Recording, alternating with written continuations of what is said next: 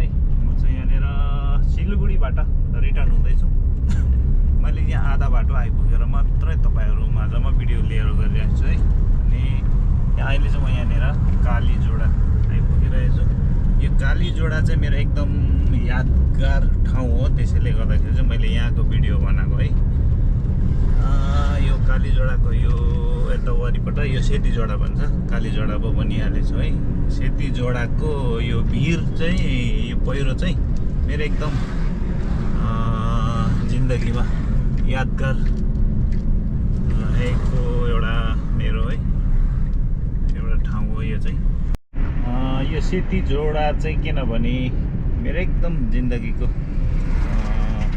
यादगार भएको जग्गा बनेको भने चाहिँ यहाँनिर मेरो एकताल है घटना भएको थियो र चाहिँ त्यसैले गर्दाखेरि यहाँ रेनी सिजनको टाइममा 2017 को टाइममा चाहिँ यहाँ चाहिँ पहिरोले मेरो गाडीलाई लागेको थियो है मेरो गाडीलाई ड्यामेज गरेको थिएँ है मेरो गाडीमै बस्नुहुने एकजना मान्छेलाई पनि अनि इन्जोर्ड धेरै मेजर इन्जोर्ड भएको थियो हैन तर भाग्यवश मलाई चाहिँ एउटा भगवानको है आशीर्वाद है भगवानले मलाई चाहिँ एकदमै आशीर्वाद दिनुभएकोले गर्दाखेरि चाहिँ मेरो मलाई चाहिँ भनौँ न केही भएन र भगवानले बचाउनु भयो त्यहीमा म खुसी छु एकदमै है त्यसले गर्दाखेरि चाहिँ र तपाईहरुलाई चाहिँ मैले यो सेतीझोडाको जग्गाको ठाउँ लिएर चाहिँ तपाईलाई किन देखाएको भने त्यहाँ मात्रै आएर मलाई त्यो सम्झना आयो है त्यसले गर्दाखेरि मैले त्यहाँबाट चाहिँ तपाईहरुलाई यस भिडियो बनाएर लिएर देखाएको छु है किनभने यहाँनिर मुनिको बगरको सिनहरू दामी देख्छ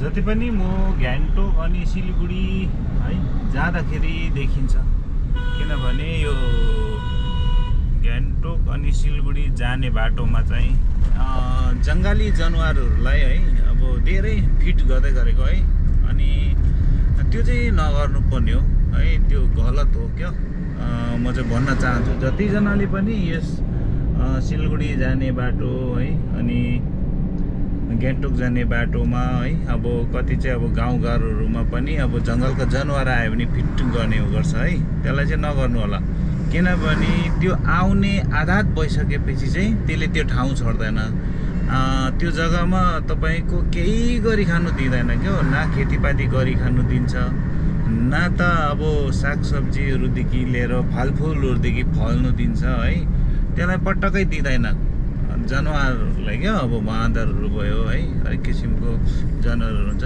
त्यसलाई चाहिँ कहिले पनि फिड गर्नु हुँदैन उनीहरू भनेको कुरो चाहिँ अब उनीहरूलाई अब है अब त्यस्तै हो उनीहरू आफै खोजी खानु सक्ने हो है जङ्गलमा आफै खोजी खान्छ अनि त्यसलाई चाहिँ तपाईहरुले चाहिँ फिडहरू चाहिँ नगरिदिनु नै भन्न चाहन्छु मैले किनभने यो गाउँघरमा आएपछि त्यसले नै धेरै मात्रामा बिगार गरिरहन्छ क्या धेरै जग्गामा है धेरै यो जङ्गली जनावरहरूले बिगार गरिरहेकोहरू देख्छौँ र त्यो चाहिँ अब किनभने तपाईहरुले है यसरी नै फिट गर्न चाहनुहुन्छ है तपाईले घरबाट तपाईले केही कुरोहरू लिएर दिन चाहनुहुन्छ भने चाहिँ यस्तै हो अनाथ आश्रमहरू भयो विद्या आश्रमहरू भयो है त्यस्तोतिर तपाईहरुले है रासिन सागसब्जी के हुन्छ तपाईले के दिन सक्नुहुन्छ त्यहाँ दिनुभएको भए चाहिँ धेरै ठुलो धर्म पनि हुन्छ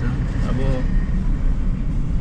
जनावर भने चाहिँ जङ्गलको चिज है झारपात खाएर बस्ने है जङ्गलकै फलफुल खाएर बस्ने चिज हो क्या त्यसले गर्दाखेरि चाहिँ त्यसलाई चाहिँ अब हामीले दिइरहनु पर्दैन दिइरहनु पर्छ भने चाहिँ तपाईले विद्या आश्रम भयो अनाथ आश्रम भयो तपाईहरुले चाहिँ त्यहाँनिर दिनुहोस् क्या म चाहिँ त्यो भन्न चाहन्छु अहिले चाहिँ म यहाँनिर 29 माइल आइपुग्यो है अघि त्यो पर रम्बीतिरको भिडियो गरौँ भनेको थिएँ त्यहाँनिर एकछिन मसरुम किने है बटम मसरुम पत्ता मसरुम किनेको थिएँ त्यहाँ किन्दाखेरि चाहिँ यो भिडियो गर्नु चाहिँ बिर्सेछ र तपाईहरुलाई यहाँ एकैचोटि के सम्झेर चाहिँ मैले भिडियो गरेको पनि यहाँ हेर्नुस् न यो जुन चाहिँ बगर छ नि यो खोलामा चाहिँ पहिला कति गहिरो थियो भने अहिले चाहिँ सबै यहाँ माथि चाहिँ यो बलुवाहरू थुप्रेर यति डरलाग्दो भइरहेको छ है। यो माथि अब यो खोला धेरै माथि आएको छ क्या बलुवा बोरेर। अहिले त्यो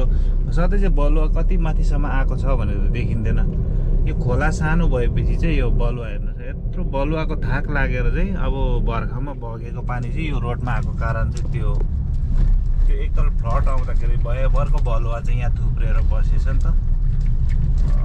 प्राय चाहिँ खासै यो बलुवा चाहिँ कोटायो भने चाहिँ यो खोलाको पानी चाहिँ यहाँ माथिसम्म आउँदैन है। यहाँ यस्तो छ है।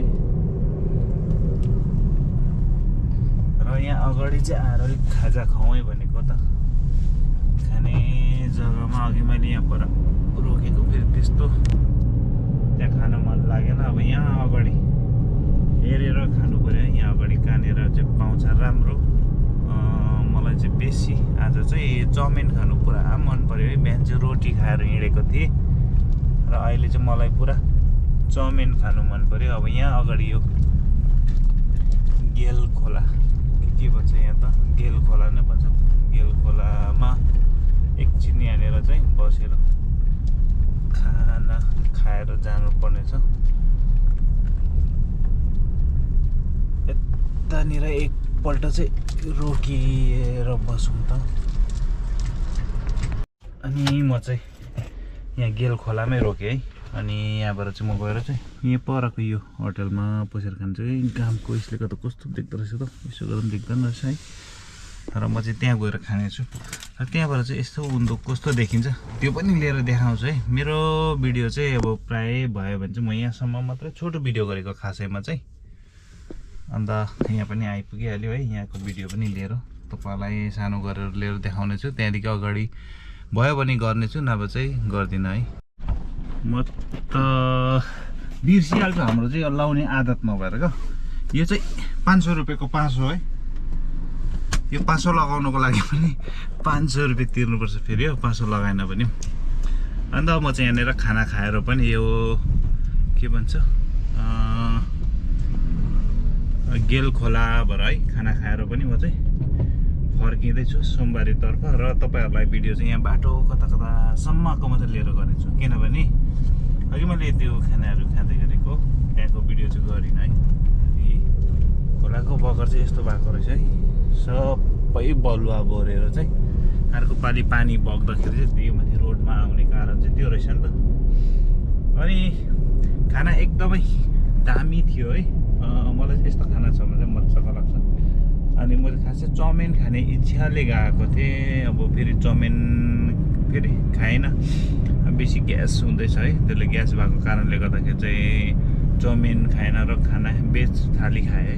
भेज थाली दामी थियो र तपाईँहरूलाई यसरी बाटोको भिडियोहरू पनि छोटो छोटो गर्दै लिएर देखाउँछु। कस्तो जग्गामा राख्यो यो सानो जग्गामा गाडी चाहिँ यत्रो ठुलो गाडी चाहिँ कि बिग्रियो कि बिग्रिनु त नबिग्रिनु पर्ने। यस्तो छ यो लिखेबिर यहाँ तल हेर्नुहोस् यो बगानमा खोलामा यो बलुवा चाहिँ यति डरलाग्दो थुप्रै म तपाईँहरूलाई यहाँ देखाउँदैछु।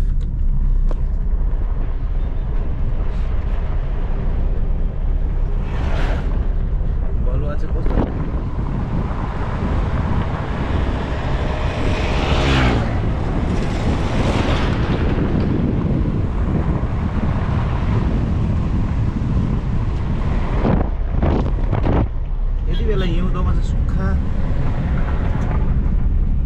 सुक्खा भएर पनि होला यो बलुवाहरू चाहिँ सबै देखिँदो रहेछ नि त।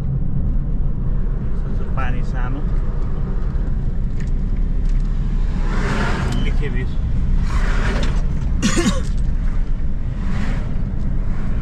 टिस्टा निक्लिन लाग्यो है।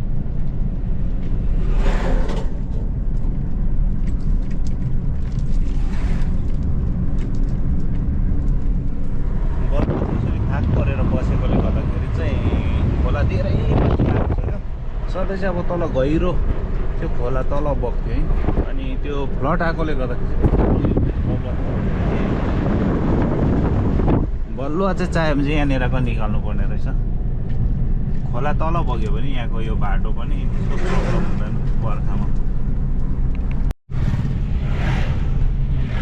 टिस्टा आइपुग्यो।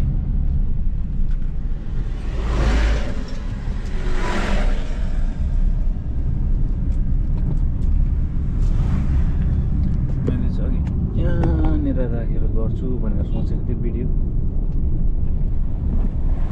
प्रब्लम भइएन है। अडिन्छ होला हौ क्यामेरा चाहिँ। बिचरा दिदीहरू दुलो भएछ। अलिकति भए पनि स्लो गर्दैन त हाम्रो। के भन्नु, यति साह्रो हतार त नहुनु पर्ने।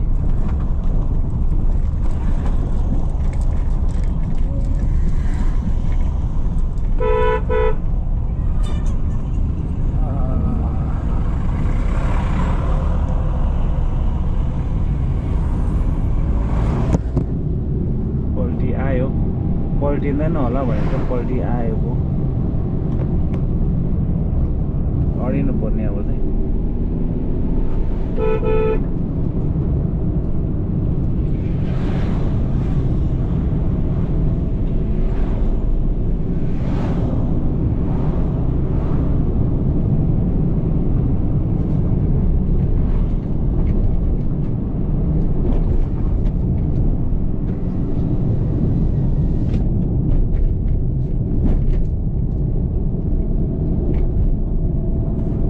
टिस्टा बजारमा धेरै सागसब्जीहरू, डल्ले खोर्सानी, हरेक किसिमको सागसब्जी चाहिँ यहाँ पनि निकाल्छ। एभोकाडोहरू कम्ती निकालिरहेको छ।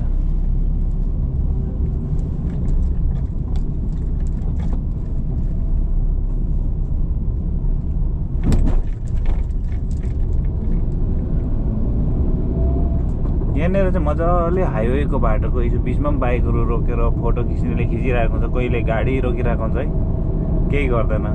म चाहिँ एकताल मेघालयमा यसरी नै गएर बाइक चाहिँ बाटोमा राखेर यसरी फोटोहरू खिच्दै थिएँ है। त्यहाँ मजाको नदी देखेर चाहिँ यहाँ हेर्नु नि, यिनीहरू चाहिँ यस्तो छ नि त हो, गाडी कुदिरहेको। मान्छे चाहिँ अलिकति केयरलेसले नै मर्छ नि त। अन्त भरे त पर लगेर पक्रियो। हेऱ्यो त्यहाँनिर फोटो खिच्ने त कोही थिएन, हामी मात्रै थियौँ क्या।